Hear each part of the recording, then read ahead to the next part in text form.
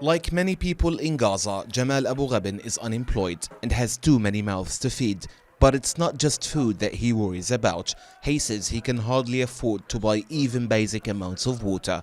Private vendors cost around $20 a month. That's a lot of money for Jamal's cash-strapped family. Instead, he relies on cheaper options. But most of the time, he's not even sure what his children are really drinking. Very few people can afford to buy drinking water, and so they do. The rest go to the mosque during prayer times to get it. In addition to this, there is the water that comes from the municipalities, and it's very bad, and I don't believe it's suitable for human consumption or agriculture. We are always suffering from psychological, physical, and health problems because of the water here.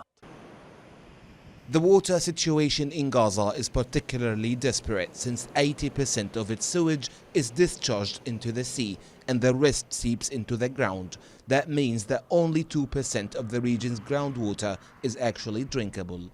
The environmental situation has become much worse because of the severe salinity of water, especially with regards to the agriculture and irrigation sectors. Thus, there is an imbalance that may affect food security in Gaza, and this will also have effects on the economic situation and will cause unemployment rates to increase. This water crisis is yet another threat that Palestinians living here must endure on top of bombings, raids and blockades. 97% of Gaza's water is contaminated, and according to the World Health Organization, nearly 50% of Gaza's children have suffered from water-related infections.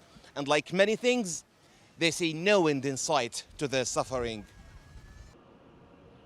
Gaza's aquifers are extremely overused, and water extraction rates are more than 3 times the renewable supply. Officials here say that's created a deficit of more than 130 million cubic meters annually.